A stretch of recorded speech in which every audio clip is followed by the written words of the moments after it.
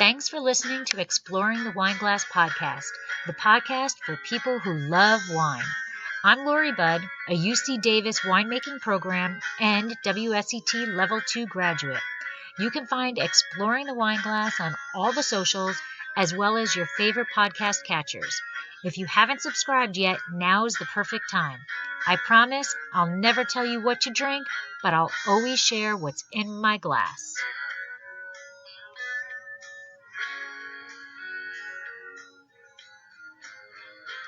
Hey everyone, welcome to another episode of Exploring the Wineglass. Today, I am back with another episode of Paso Hangouts, thanks to the Paso Robles Wine Alliance.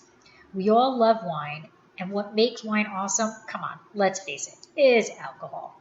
But alcohol can get out of hand. Listen in as Wes Hagen, winemaker for Wilkes Wines, and the godfather of Paso Robles himself, Gary Eberle, talk about how wines don't need to be made in a specific way, and the high alcohol wines are on their way out. Really? I don't think so, and neither do they. In reality, balance is what makes the difference, and alcohol needs to be part of the formula to create the balanced wine. Thank you again to the Paso Robles Wine Alliance for putting this conversation together. You can find out more about them by visiting their website, pasowine.com. So you know, it's time. Let's unscrew, uncork, or savor a bottle, and let's listen in as these three discuss alcohol in wine. Slainte.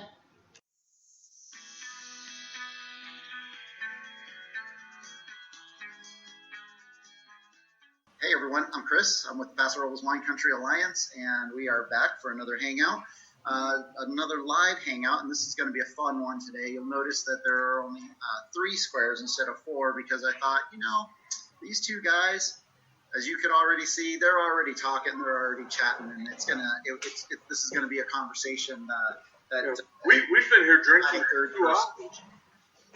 2 hours. I tried to tell Gary. I said, Gary, we're gonna try to keep our stories 3-4 minutes at a shot. He says I can't say hello in 3 or 4 minutes, so. We're probably going to go long, people. So pour yourself a good glass. Keep that bottle handy because we're going to be going for a little while here. Let me go ahead and introduce who we got. We're going to have.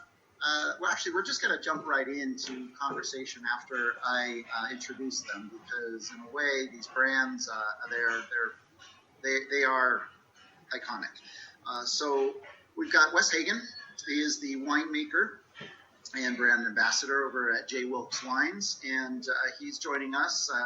I saw one of Wes's shows, Day Drinking with Wes. I saw that, and it was kind of the start of the thought of this show, because in the way he did it, I think I saw your very first one, actually.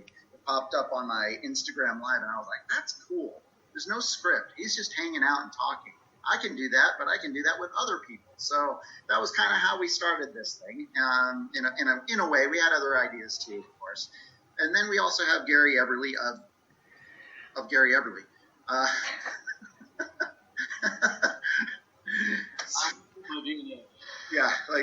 Why am I introducing you now? Gary Eberle of Gary Eberle, Eberle Winery.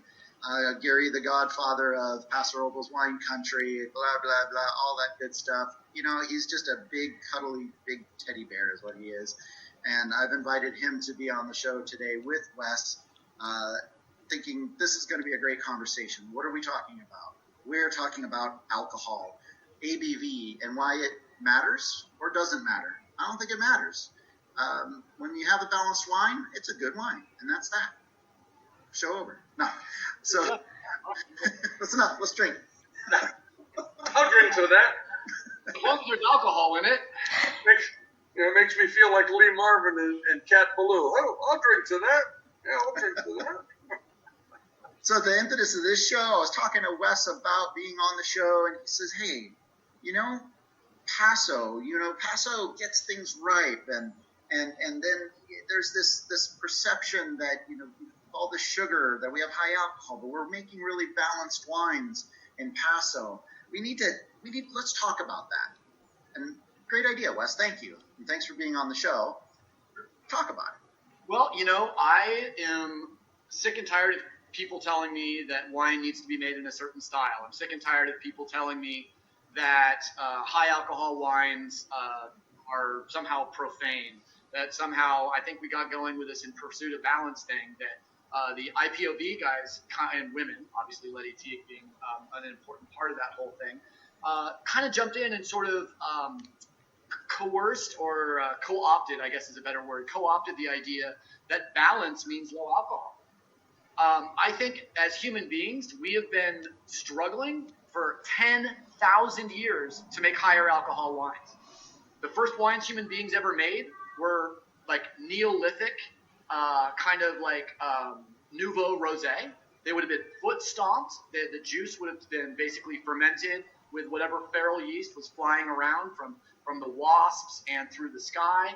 And you know what? They probably drank those wines wishing, gosh, I wish these could have more alcohol. Did you know that wine and wine grapes produce more disaccharide sugar than any other fruit on the planet Earth? So if you don't have a still, and remember no European had a still until the 12th century, wine was the strongest alcoholic beverage on the planet Earth pre-distillation.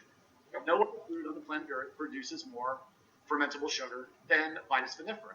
So, as a result, you can argue that sort of the Park style, the big, rich, international style, and I am not a Robert Parker hater, and if we get into Robert Parker, I think the two greatest wine heroes in American history are probably Robert Mondavi and Robert Parker for the two absolutely separate reasons.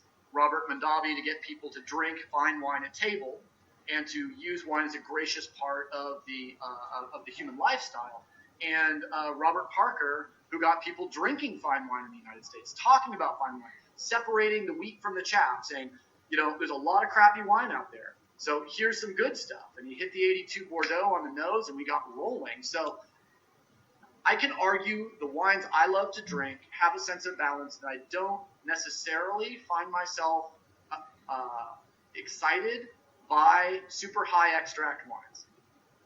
But I have been surprised so many times by wines at or over 15% that were lovely and balanced and aged actually a lot better than I can. So again, I think to love wine, you should have an open mind. It shouldn't be like I don't drink anything but first growth and Grand Cru. I drink and I travel the world in a glass every night, whether it's an 11% Riesling or a 18.5% Greenock Creek 2015 Barossa Grenache. That is the world record for the highest ABV of any wine ever produced in the world. 18.5 with natural yeast. I don't know what yeast they used, but Dairy yeast. Yeah, Franken yeast. That's pretty much my feelings in 5 minutes or less. Yeah. Well, and to me, so much of our industry changed. When I came out of Davis, I've told Chris this, that we had 7 or 8 yeasts available to us, almost all of them from Scott Labs, and none of them were capable of fermenting fructose. So there was no such thing as a dry wine. You always had 5% residual. Well, now Chris has, I swear to God, he's got 80 different yeasts that in the lab and in the big silver refrigerator that he works with, and 2/3 of them will ferment fructose. So you're getting that extra shot of alcohol to begin with. We just had a bottle every Friday. Thursday or Friday, Chris goes to my home, goes down to my cellar, and he brings up a bottle. We started this about a year ago. And for everyone at home, it's Chris Eberle, his winemaker, not me, Chris. Just and he's not my son, my nephew, or we are not related anywhere we can find. It's just one of those fluky things. Gary Eberle, Chris Eberle, everybody assumes he's a relative, but I'm sure somewhere back in Germany he is, but not here. But he's too good looking to be related to you, Gary. So no, if he was my son, he'd be handsome.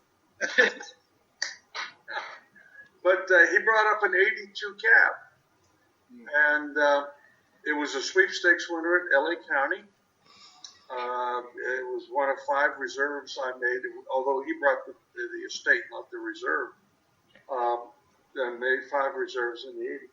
And the alcohol was 12.6. And that was just fermented. Oh, where the hell did you get that? Oh, I got things. Holy shit.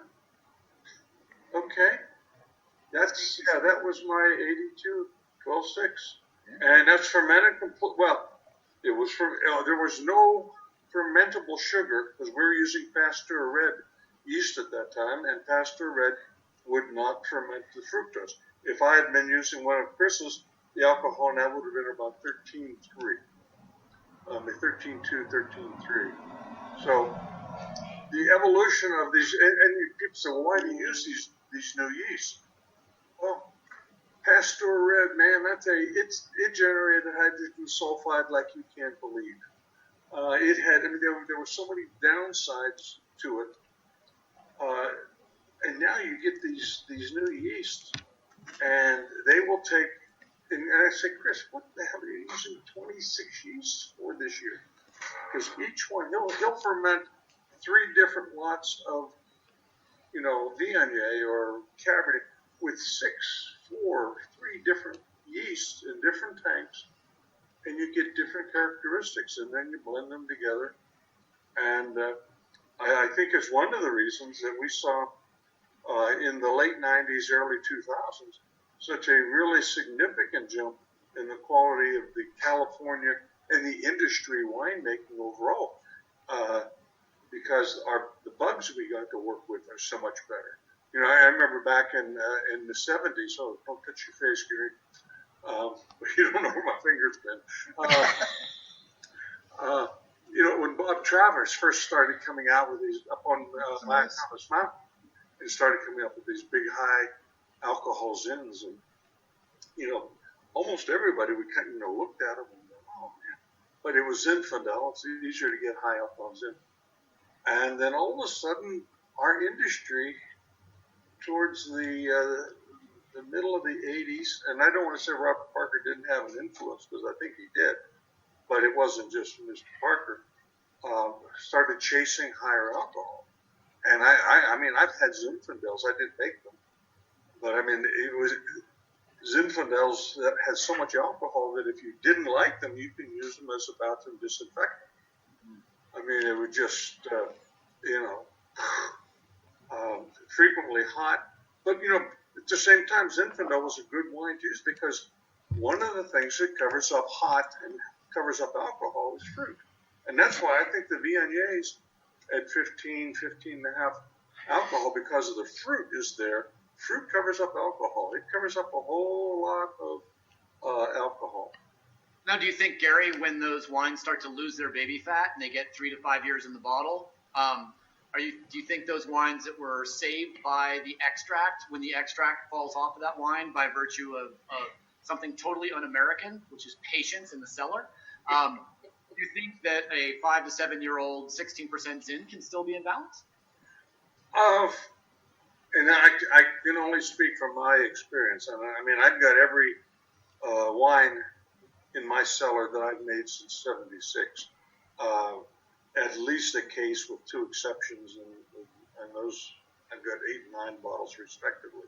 Every Cabernet I've ever made, and I found pretty much balance in, balance out. Zinfandel and older Viogniers, again, because they tend to be higher alcohol, and the first thing that a wine typically loses is fruit. And when the fruit goes down, the alcohol does come forward. So I found that, and I've got Viognier back to 92 and Zin was back into way back. And I found that with rare exception, you get a 10-year-old Zinfandel or an 8-year-old Viognier with high alcohol, they're not going to be nearly as attractive as they were when they were younger. Yep. And I've found that alcohol in wine, it can be semi-preservative if the wine is in balance, and I could not agree with you more. I remember talking to Brian Babcock, who taught me how to make wine professionally back in 1996 when I worked for Babcock for a harvest, and he said 2 things that I'll never forget. He said a lot of things. Number 1 was that when someone says, "Oh, this wine needs to come into balance," it's a little hard or a little awkward or a little angular. That is not. Chances are that's a selling point, not a qualitative point. Like if I tell you this wine's going to come around in 3 years, I'm trying to sell you wine. But we probably know, and I agree with Brian saying, the grapes have to be perfect. They have to taste delicious in the fermenter. They have to taste delicious during fermentation. They have to smell like blueberry pie. And then when they're done, they have to be delicious out of the press, delicious in the tank, delicious on barreling down. And then every time you taste them, he says the greatest wines I've ever tasted have never been out of whack. What do you think? Yeah. Well, I mean, and I go back. This was Ralph Kunke and Dr. Amory and Old Cherry Cheeks when I was at Davis, and it was like the whole department. They said, as a rule, it's balance in, balance out. If you put a wine in the bottle unbalanced for whatever reason, don't expect Mother Nature, and there are always exceptions to that, but don't expect Mother Nature to make your wine better if you hold it for 10 years in a proper cellar. If it's balanced, it has to be balanced in to get it balanced out. Now, it doesn't mean, if it's balanced in, doesn't mean that in 20 years it's still going to be a good wine, but it's got a much better chance. Here's the $25 million question. I've had wines that are in balance as young wines, Pinot Noirs from the Santa Rita Hills, maybe from like Brewer, let's just take Brewer Clifton, 16.2%, full 100% stem included, 16.2% Pinot Noir, at release, bound. I've had wines 14.8 at release, unbalanced. So it's not a numbers game. What do you think? I mean, we can't just say any wine over 15% alcohol is hot, because certainly they aren't. How does this work? Well, I mean, you're looking, no matter what we say or do, wine is, from the time we put a cork in it, it's still a living thing. I mean, particularly, your reds. You've got, you got your pieces in there. You have so many phenolic compounds. People say, well, geez, this wine didn't have any sediment in it when you bottled it. Well, hey, you get just right. We can measure to the parts per million the amount of oxygen we put under the cork. You know that. Yeah. And the amount of oxygen with the phenolic compounds and the alcohols and there's 8 organic acids and all of the different. I mean, every wine, every fermented beverage has every alcohol that is liquid at room temperature. I mean, you've got isopropyl and pentanol and hexamine, and there's all this stuff that's going on, and they start condensing, and there's a constant change. Wine is a living thing. Reds especially. My basic philosophy in life has always been a wine's first responsibility is to be red. That was Terry Waugh, 1954. The first responsibility. Oh, really? I thought it was mine. No, and then the second, you know what the second responsibility from Harry Waugh's quote?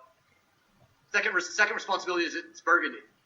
Oh, okay. No, my first rule is if you like it, it's good wine. Yes. And second, the wine's first responsibility is to be red. I mean, I left Charity Hospital in New Orleans, the doctoral program, to come to California to make wine, chasing Cabernet. So I was chasing Bordeaux, because in New Orleans in 70, 71, the only wine was French.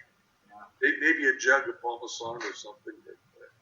On Wednesday, I did a full hour show on my show in defense of white wine, and I did everything I could for almost an hour to basically explain why white wine was better quality to price ratio and how white wine is more expressive early in the way that Americans drink wine. If we are in a culture where 90% of the wines are consumed within 48 hours of purchase, no red wines are being consumed at maturity, and as a result, none of the red wines are reaching a level of expressiveness that really show vineyard character the same way that white wines do. How about alcohol and whites versus reds? I mean, we try to keep, actually, there are always exceptions in Zinfandel just because of the way it ripens. I mean, it's the Peck's bad boy of grapes in the vineyard. we try to keep our alcohol, particularly with the new yeast, in the mid-13s. And I think that's what we try to do. But I mean, you're right, Wes. I would tell people, if somebody buys a bottle of wine on Friday afternoon, if it's still in the house Monday morning, there's been a death or a divorce. And one of the things, Mr. Mondavi, I've been very fortunate in that between Joe Paterno and Robert Mondavi and somebody you don't know, I've had three people that really helped me. And one of the things, Mr. Mondavi, and I remember this day, because he used to sit out front of his winery and do the bullshit that I do. And he said, always make sure you've got a library and you cellar it well, because you're going to have people that are going to want to come down and say, it's my son's 40th birthday. He was born in 1985 or whatever. And I want a wine. Not a problem. You're not going to get it for the same price I was selling it in 85, but I've got it. And like I said, I can pull up every vintage of Cabernet since 76, and most of them in large bottle formats also. But that's something Mr. Mondavi used to stress. Now, I went ahead and shared what we have today when you were talking about white and red and the like. And here's, we've got Eberle Viognier in 18 and 18 J. Wilkes Viognier as well.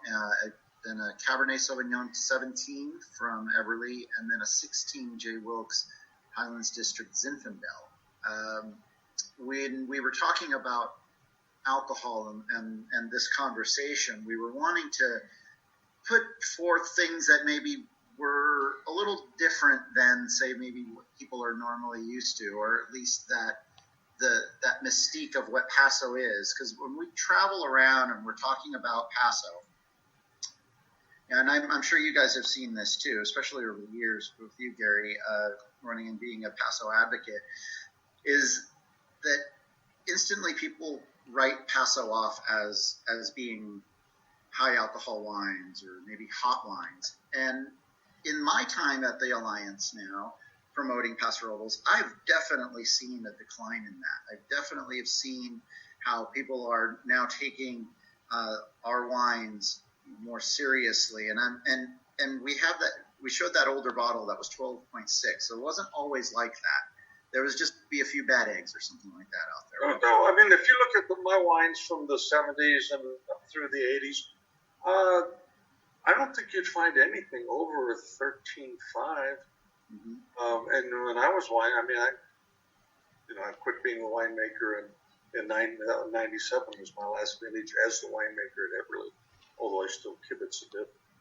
But the evolution of the new yeast has allowed, just naturally. And you say, well, why do you do that?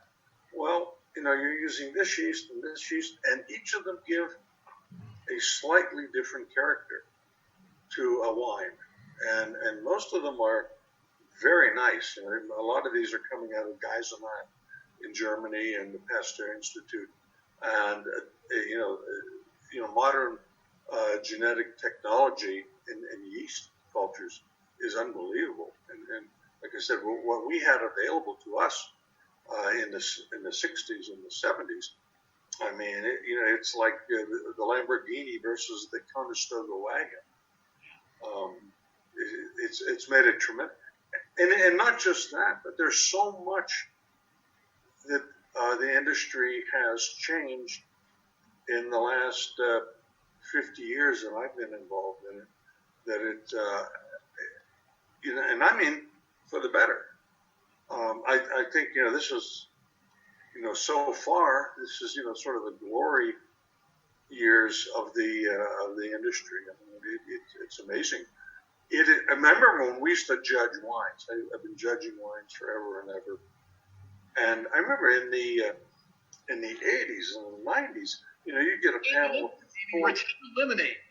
Yeah. No, it was like, you look at Dick Peterson's, and you would sit there and you would take. Somebody put 10 wines in front of you, 3 or 4 of them, all you had to do is, and you moved it back, you moved it back, you moved it back. Gary, what does DNPIM stand for? Do not put in mouth. That is the worst note a wine judge can make. That means that they didn't even put that wine anywhere near their mouth, that it smelled so damn bad. Yeah, I mean, there were 4 out of 10 wines. You could just say, okay, that's not even a gimme bronze. I mean, that's a bad wine. Today, you sit down to 10 wines at these competitions, and even when you're judging, relatively inexpensive wines, they're sound. They may not be your idea of the best wine, but they're sound. They're not loaded with mercaptan or hydrogen sulfide. I mean, it's amazing. The overall quality, and I don't mean just California or the United States, but the world has gotten so much better. I remember, drinking wines, and I'm fortunate, you're in this industry, you get to drink a lot of old, neat things. But I remember the Burgundies from the 50s and the 60s. And, I'm coming out of Davis, and, you've been introduced through Alcunky, and, hey, this is Brettanomyces, and you'd open up these old Burgundies. And, I mean, you expect today, if I have a little Brettanomyces in the Burgundy, I expect it. I mean, if it was in a California wine, it's going to be written down. But in France, that's sort of, but they were so overwhelming in Brettanomyces spoilage. I'm going, how did people think these were great bottles of wine? And I was always amazed when I saw some of the really famous wine writers of the time writing about, the 50s and the 60s, the Burgundy. I'm going, I don't think so. Yeah, obviously, I would say that the new world has given the old world the opportunity to clean up their cellars, to use ozone machines and cross-flow filtration and some of the amazing technology that's become popular. I like to look back at 2008 and say, what I recognize as a wine judge that's judged a lot of the same competitions you have, Gary, is that wines after the 2008 vintage changed substantially because of the world's financial situation. I just think every bad winemaker got their ass fired. every person that was making substandard wine realized that it wasn't the vineyards, it was the chef.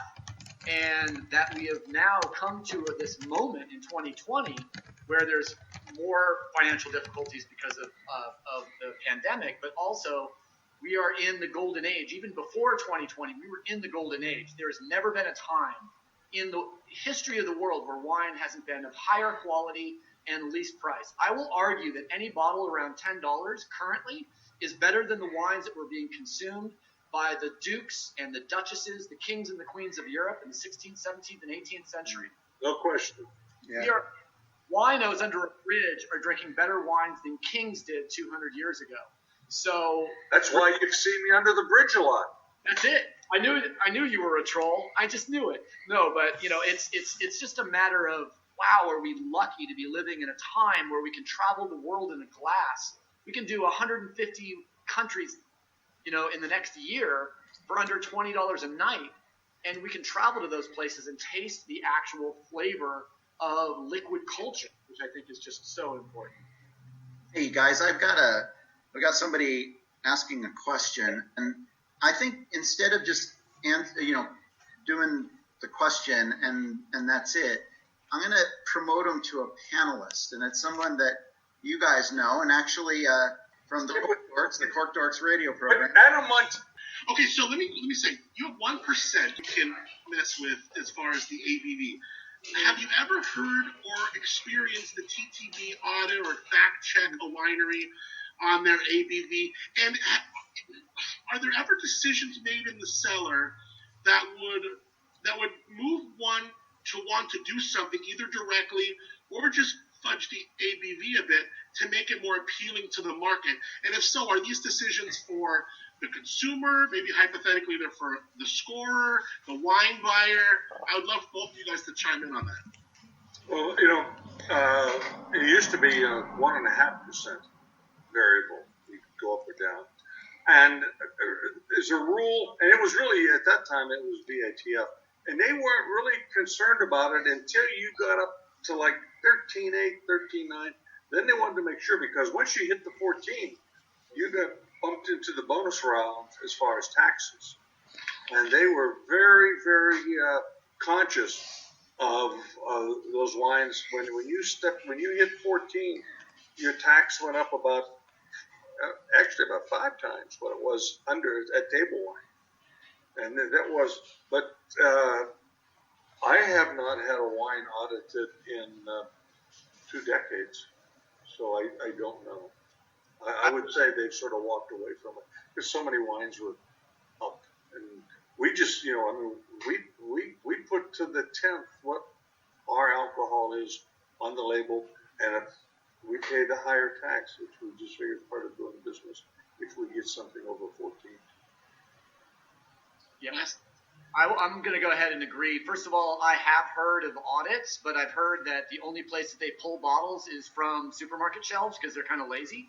So they'll go into a supermarket, grab 7 bottles and take them back and run them through a meviometer, look at the alcohol level, make sure it's within the legal realm, and boom, you're fine. I don't think the TTB has enough time or people to be really doing that. And I heard about that back in the late 90s and maybe early 2000s, and I haven't heard anything since.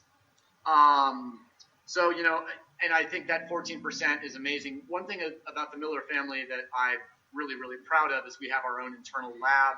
We have 3 or 4 people working in our lab, and we're constantly testing our alcohol levels and reporting them absolutely accurately, the same way that we're doing the 0.1. And you know it because I'm going to teach each and every one of the people watching how to tell whether a winery fudges their wine labels. If you see 13.7 to 13.9 constantly, and you never see a 14 or 14.1 or 14.2, you might see a 14.8, you might see a 15.2, but it's never between 14 and 14.5. They're probably fudging because the yeasts are getting more. The yeast today, and I'm not being ageist, but they have changed. We're getting a transition or a conversion rate of about 0.5 to 0.55 between the level of sugar in the wine. So if the wine comes in at 20% sugar or 20 bricks, back in the day it would come in at 10% alcohol. You use a modern yeast today at 20 bricks, you're going to get 12% alcohol. How the hell is that possible? Because Scott Labs and Y Yeast and all these other places are making the most incredibly efficient yeast they possibly can. So when I call Scott Labs and they say, hey, how can I help you? I'm like, do you have any lazy yeast? They're like, what? I'm like, I want a yeast with a 0.5 conversion rate. They're like, in 20 years, we have never heard one caller ask for this. Yeah. And the one place where we must be accurate, because we sell, we're almost at 30,000 cases. We've tried to be there for the last 5 years, but we sell in 28 states and 3 countries in Europe. And when we go to Europe, it must be accurate. And they won't accept the bibliometer. It has to come from a wine lab, and man, it's got to be right on. Because if you send it to Switzerland or to Denmark and it's not right, and you got yourself a real problem. Is something with fudging, are they doing it for the wine buyer? Or the consumer probably doesn't care, right? Or is it for the som? Or it's the law. It's just the law. And the other thing is, particularly, now Switzerland is nice. I love Switzerland's in my top 10 markets for the last 25 years. We've got a great distributor there. But the EU, when the EU went in and the different laws and the French and the Italians and the Spanish made the whole EU, the same laws uniform. It created a problem. They don't want our wine over there. And I can understand that. It's we accept wines in here with essentially no tariffs, but when we go to Europe, it's one of the things we're still our wines are tariff, and it's just another way. It's another add-on that we have to pay, in the lab to make sure, because we don't want. Trust me, I've had situations. Well, hey, you said it was 12.8, and it was really at 13, and we can't. This wine is in quarantine, and what are you going to do about it? You need to send other labels over. Seriously. So, yeah. But that's law, just silly laws. And they're old. I don't know. Worry about it anymore. There's an interesting question on that I thought maybe oh, I'm sorry, Wes, are you going to answer? Well, I'm trying to think about why people fudge their alcohol labels. You're talking to two people that are going on basically saying, challenging the world, try to find one wine from J. Wilkes or from Eberle that's not within 0.1 of the actual alcohol. So you might be talking to the wrong people. I'm trying to put myself in the position of thinking, it would be to save tax money. If money's tight in a month, you might want to say 13.7 instead of 14.3. You're going to save yourself a hell of a lot of taxes. You're sending the wine to Letty Teague. Maybe you want to have a lower alcohol on the wine. Maybe you want to appeal to a European audience. Maybe you're looking to increase your exports to Europe or to other places that are more amenable to the European palate and a little more delicacy and elegance. But in the end, I think it's our responsibility as winemakers to be scientific and to give people accurate scientific information about the wine. It's on the label, and it's basically saying this is what we are declaring to the world about the truth of our wine. And if it's not truthful, I think maybe you should find a producer that trusts you as a consumer a little bit more to understand the actual alcohol within the wine. I agree. Yeah. Agree.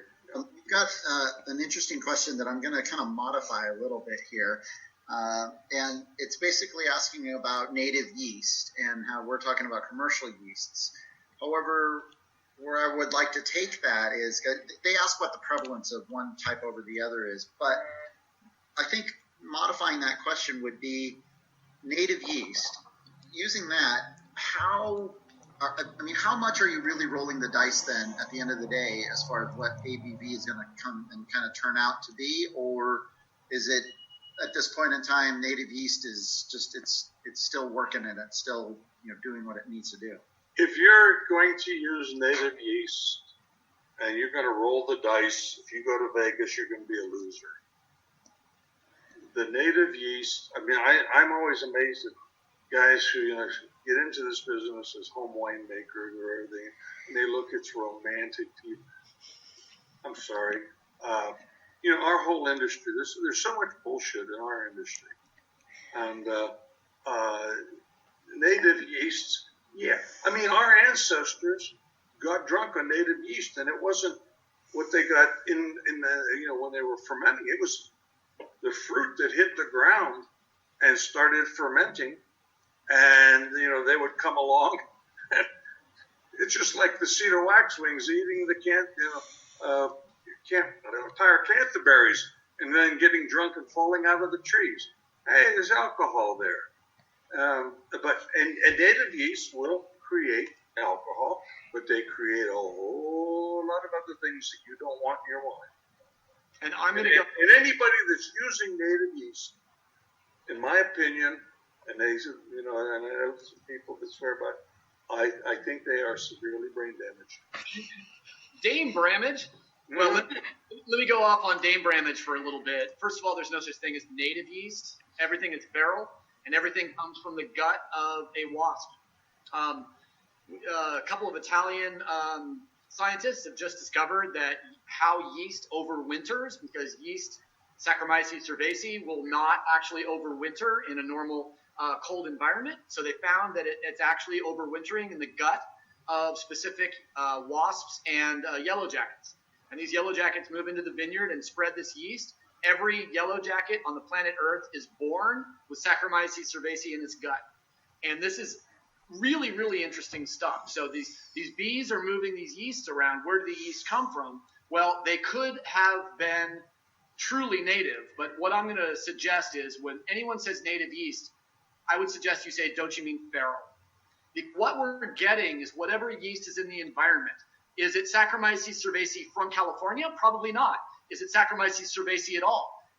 If you are allowing the native yeast the feral or native yeast in your winery to complete fermentation, if you've ever used Saccharomyces bianus, or Conquilly or any of the other yeasts that are far more aggressive than Cerveza, well, you have just, whatever yeast you have used in your winery that is the most aggressive yeast you've ever worked, that's what's going to ferment your wine, not what came in from the vineyard. If you want to use some idea, some romantic idea that the wine, the grapes come in with these beautiful native yeasts on the skins, which is true because the bloom of the grapes will attract yeast because of a sort of ionic charge.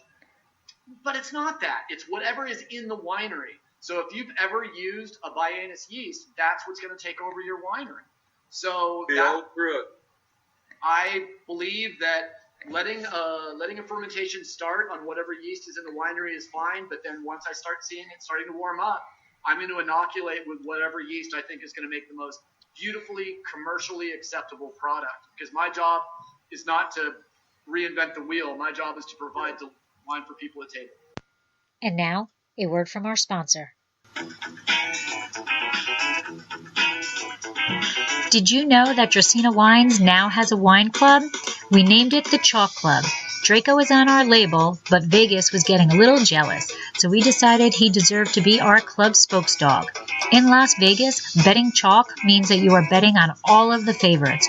We are betting that we are one of your favorite wineries, so we thought the name was apropos. The club is simple, yet a bit different than most.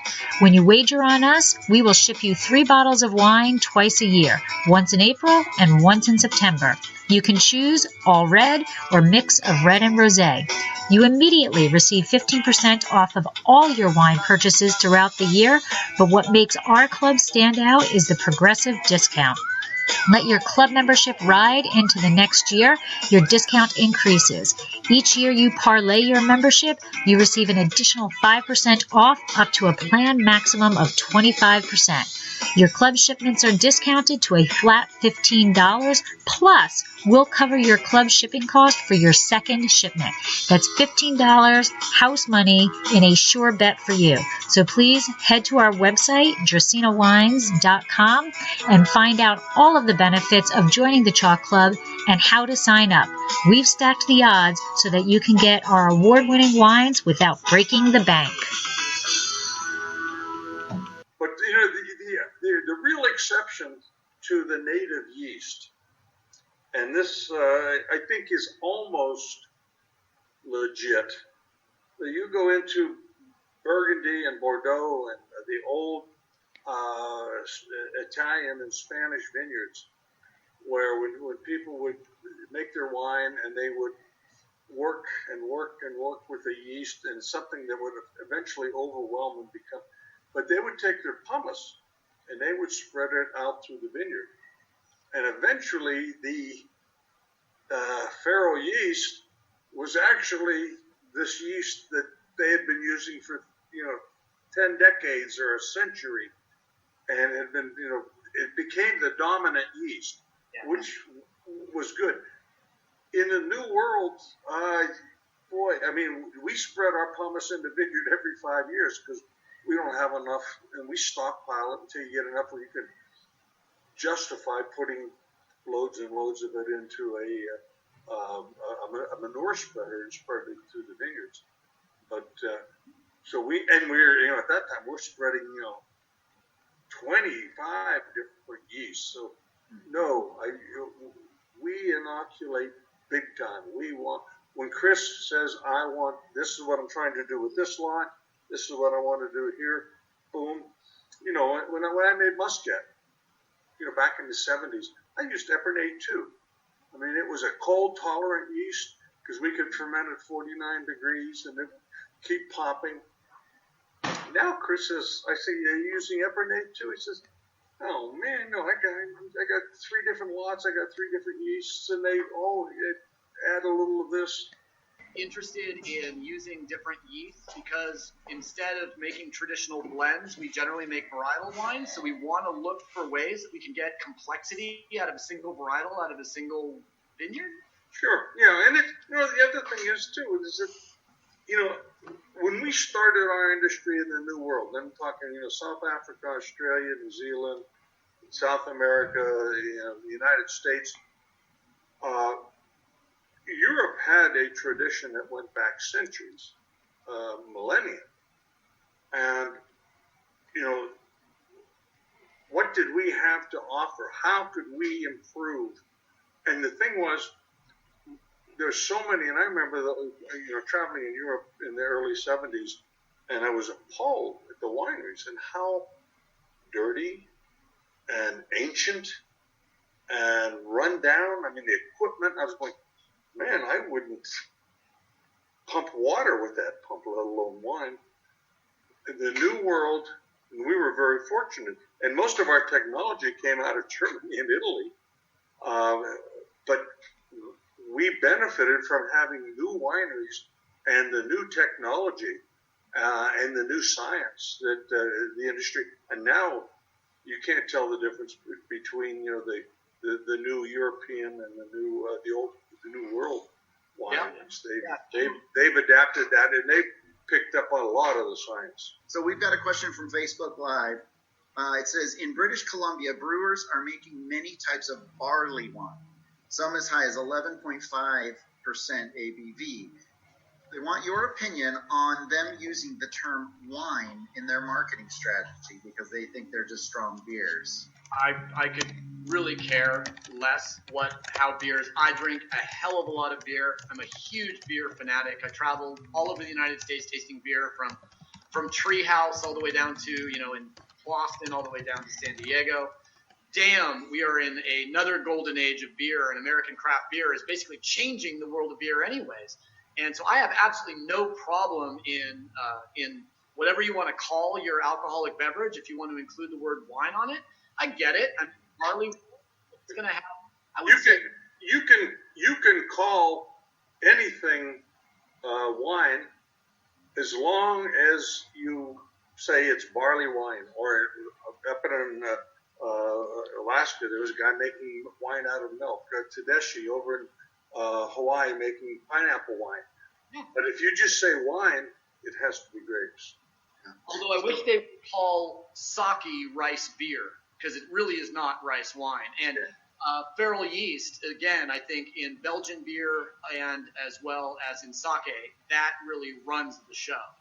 So that was what I wanted to integrate. But yes, I have no problem with any beer that makes me happy.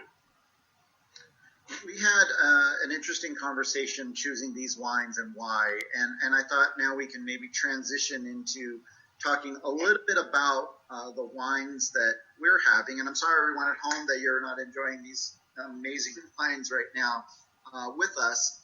But with this particular topic, I was hoping that both Wes and Gary would be able to talk a little bit about these wines and why they were chosen for this very specific subject of alcohol. We have the Eberle once again. Actually, I'll just pull up the picture. But maybe, Wes, would you like to kind of start talking a little bit about it, and I'll pull the picture up of the wines that we have. Yeah, so I brought the 2018 J. Wilkes Viognier Paso Robles Highlands District, as well as the 2016 J. Wilkes Paso Robles Highlands District, Zinfandel. Paso Robles Highlands District is one of the 12 ABAs that were sort of approved simultaneously. It's the southeast corner of the Paso Robles, sort of, it almost kind of looks like a map of Texas. So if you can imagine sort of East Texas and down sort of, it kind of is in that kind of position. Highest average elevation of any of the 12 specific micro ABAs within Paso. It has one of the highest diurnal shifts of any area in Paso. So hot days, cold nights, the average diurnal shift is 50 degrees, which is the highest diurnal shift of any ABA that I know of in the United States. What I wanted to do is bring wines that showed that I don't have a horse in the race. I wanted to bring the highest alcohol white I have ever made, and that is, there it is. The highest alcohol white I've ever made as a professional winemaker in the last 20 years is the wine in my glass. It's 15.2% alcohol. It had nothing to do with me trying to posit a style upon the wine. It was a matter of me as 20 years as a professional vineyard manager and viticulturist walking into that field and asking myself, at what perfect moment can I capture these grapes? Because the moment you pick the grapes, I'm not really into being a hands-on winemaker. I want to let the place really show through the wine. So we picked this wine around 25 bricks, and at 25 bricks, the conversion rate we got to a dry wine ended up at 15.2 alcohol. I also have a very, very strong belief that if you are going to adjust a wine, it has to be done as juice and never wine. And we made the decision early on not to adjust anything in the wine, no water adds, no acid adds. So the wine ended up around 6 grams of titratable acidity and about 3.3, 3.35 pH, which has plenty of acidity, plenty of burr, plenty of cut, plenty of liveliness. And the alcohol just ended up being pretty high to get the Viognier where we thought the fruit was phenolically right. On the other hand, in 2016, even though 2018 was a cooler vintage probably, 2016, the Zinfandel came in at 22.8, ripe. The skins were pliant. We're starting to see even a little tiny bit of, I've never really seen any dimpling at around 23 bricks, but we were seeing really, really ripe flavors and great kind of a ratio of flavor to sugar level. So we pulled the trigger at 22.8, and we ended up with making a Paso Zin. Is it possible under 14% alcohol? We certainly did not 13.9 to save some money on taxes. We said 13.9 because that's the actual alcohol in this wine. And I love the fact it has no raisiny character. It has no porty character. It's all about, like, if I was going to use this wine in a class, I would say, you want to know what raspberry esters smell like in Zinfandel? Open this bottle and check it out, because I am absolutely and totally stoked. And the wine won gold medal at the Orange County Commercial Wine Competition, which I'm very, very proud of. Wes, how do you check? You weren't judging there, right? Good raspberry. I was a judge, and I don't know if I knew my own wine, but, they try not to put your own wines on your panels, but sometimes you get them in the sweepstakes rounds, and you never know which wines are yours. If you want to be humbled in your palate, try to figure out which wines are yours in a lineup, and very commonly you will fail. It's hideous. I mean, I judged, I'd say in a typical year when I was really doing the most, I do about 10 competitions a year. And I've judged a lot of my wines, and I've been able to pick out my wines out of maybe 1,000 competitions 4 times where I knew. I mean, there have been times I say, hey, that could be my wine, but that could be my wine. And that one sort of looks like that. But 4 times I've done it. Yeah, for me, it will always be like They all Grenache. got golds. Very well done. But yeah, like Grenache Blanc. 3 Grenache Blancs, and you didn't actually run yours through. Hey, when I was back in the 70s when I was making Syrah in Orange County, Syrah, class of 1. Oh man, that's a gold medal wine. My goodness, more people should be using this gorgeous varietal. Adam, you had a question. Yeah, I was wondering because Zinfandel ripens unevenly, and on the same cluster you can have raisins, you can have green berries. What berries are you checking the bricks at to make sure it's ready to pick? The ones that look perfect? I do cluster samples. Yeah. Okay. And the Zinfandel, you have to do cluster samples. I do a 15 to 20 pound sample on everything that I do. And the way that I do it, I have a proprietary method where I choose a random number between 5 and 13. And I go that many rows, that many vines in, and that many clusters in. So 5 rows in, 5 vines in, 5 clusters in, pick a cluster, then turn and go to the adjacent row and choose a cluster that balances the cluster I chose. Then choose a random one, and then choose a cluster that balances the cluster I chose. And I do this until I have most of an entire, Homer bucket full of grapes, go back, crush it, let it soak overnight with a little potassium metabisulfite, and then test that juice as it's soaked up. For the red grapes and with the white grapes, I would test that.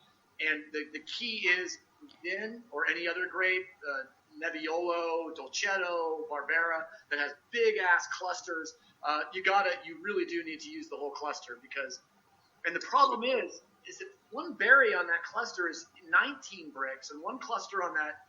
On that one berry on that cluster is 25. It looks like 22, but you'll get all the shrill acid from the 18, and you'll get the overripe flavor. So the hobgoblin of the production of the best wines in the world is uniformity of ripeness from the top of the cluster to the bottom of the cluster, which is one of the hardest things to do in the art of viticulture.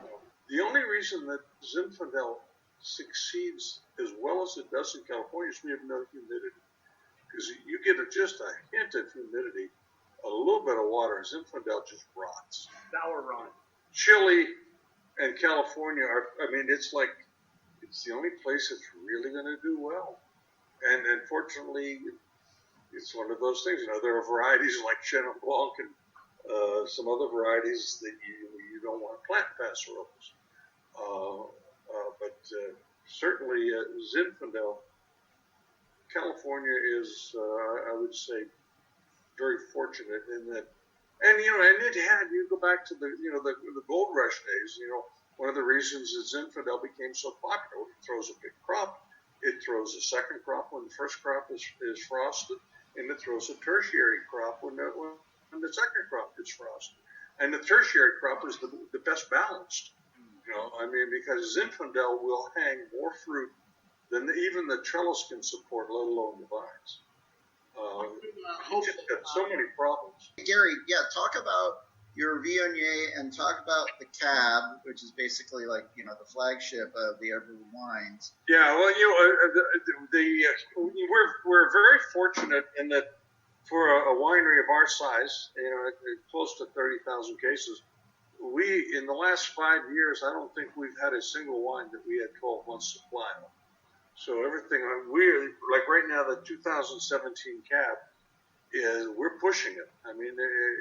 We'd like to have it through the end of the summer, and it will get to the point where Stacy won't get any of it for wholesale at all, and it'll be strictly a tasting room item, because that's where you want to sell your wine, is in the tasting room. But, I would say at any given time, like right now, if you go into our tasting room, we have a sheet people buying wines all the time coming up in the parking lot. We got maybe 9 wines. Well, we've got, in reality, about 15 wines that we make. But, they go so fast. Cabernet, like I said, when I left Louisiana, I came to Davis to learn how to make Cabernet. And it was so crazy. I was a National Science Fellow, one of very few in the United States, the only one in Louisiana at that time. And my whole background was science, and I had never seen a winery except in pictures. And I picked up, and my professors couldn't believe it because I published a couple of papers in genetics and journals. And I said, no, I don't want to be a geneticist. I want to be an alcoholic. And I went to Davis and never looked back. It's the single best decision I've ever made in my life. Well, there was this girl, Kayo, back at Penn State. Gary. So one of the other kind of topics of this whole thing about alcohol has also been kind of how people make buying decisions, right? Maybe they're making those buying decisions because they want a lower alcohol wine. And I guess where I'm going with this is, and this is something that Wes and I kind of talked about as far as these buying decisions, that how do we help a consumer maybe understand that just because the number might be high, that they need to take a little bit more time than in understanding the wine better? How do we do that in our industry? How are we trying to impart that kind of information? Well, I'm thinking about confusion, and I'm thinking the most confusing labels in the world are German Riesling. So the German Riesling folks are trying to make labels that show a bar graph with a continuum to say level of acid, level of sugar, level, different levels. So the question is, how are we serving the consumers by giving an exact percentage down to 0.1 of the alcohol by volume in this wine? Now, you don't have, I don't know if the label laws are the same, but when I was growing up, you didn't even have to put the alcohol on the label if you just labeled it as table wine. The problem was if you label it as table wine, it's considered an inferior product. So what if we offered American winemakers an option to classify our wines by alcohol level, say, I don't know, 10 to 12, 12 to 13 and a half, 13 and a half to 15, and 15 and above. Would that give them, if there was just a terminology, just some term for the wine that would recognize, the wine would be like, low ripeness, moderate ripeness, high ripeness, instead of giving a percentage of sugar, and maybe somehow make a symbol for it. I don't know. I don't know, Gary. What do you think? I've had wines that were under 13 alcohol, and you taste them, and they're just hotter than hell. They've been things with a lot of pressed wine, a lot of phenolics, and those, when their phenolics are young, they're single short-chained phenol rings, and they're hot. With age, when they condense and form longer chains, some of the old Burgundies would actually become almost macroscopic, and it gives you that silky sensation. But a wine can be low in alcohol and very high in phenolics, and it's still, you think it's high in alcohol, but it's really the phenols that are hot in your mouth. I think, there's so many different variables in wine, the organics and the organic chemistry that is going on in a living product. I think it's difficult to try to put on a label what this wine is because in 6 months it's not that wine. It's a different product. I think, unfortunately or fortunately, whatever, one of the things that I find so exciting about wine, particularly wines, like the good red wines, is the way that they do change in the bottle. And even in your wine glass. You take a good Cabernet and you put it in a glass and you taste it and you set it aside for 15 minutes and you come back, it's different. And in another 15 minutes, it's different again. Some of the exceptions, well-made Zinfandel, Zinfandel that we just said, oh my God, you get the raspberries in there. Zinfandel comes back every 15 minutes like a ball-peen hammer between the eyes. It's raspberry, bang! Or Cabernet, Syrah, Pinot Noir, they change so dramatically in the glass, Cabernet especially. Now, here's, in the sense that wine is constantly changing, is the fact that wine is intellectual, wine is difficult, wine is complicated, if we are trying to simplify it for a customer or for a certain cohort in the market, are we taking away the opportunity for experimentation and discovery? And I feel, as sort of a self-proclaimed intellectual, because no one else will proclaim it, that wine is it's my search. It's me looking. It's me experimenting. I don't, part of me wants to say no one needs to explain wine. If you want to jump in with us and have some fun. I guess the question is, at what point are people responsible for their own wine education and understanding what their palate wants and what numbers on the label might influence those decisions? Yeah. Well, it's just, like I said, earlier, my 2 rules in winemaking. Number 1 is drink what you like. Don't let an expert or a winemaker tell you what you like. Every American knows what their favorite soft drink is, what their favorite beer is, what their favorite hamburger joint is, what they, the best, love you have your taste. Why do you need an expert to tell you what you like in wine?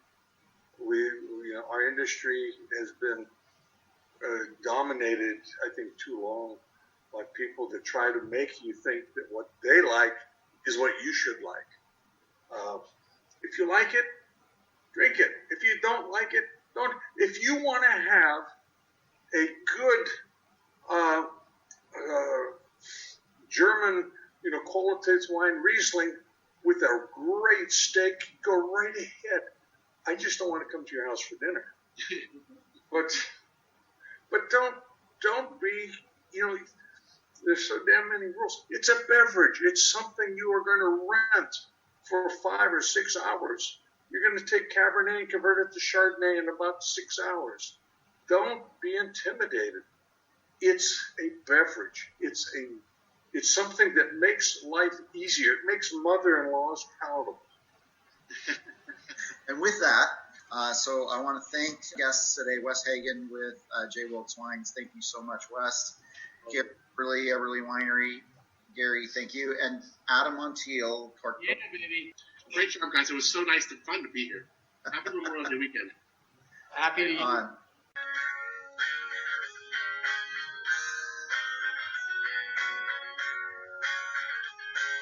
This has been another episode of Exploring the Wineglass. Thanks for listening. If you have suggestions on what topics you would like me to discuss, please reach out on social media. You can find me on Twitter, Instagram, and Facebook as Exploring the Wineglass. I'm also on LinkedIn as Lori Hoyt-Budd. Of course, you can always email me at exploringthewineglass@gmail.com. If you enjoyed our podcast, please rate, review, and subscribe on your favorite podcast catcher to help others find me more easily. Until next week, Slainte.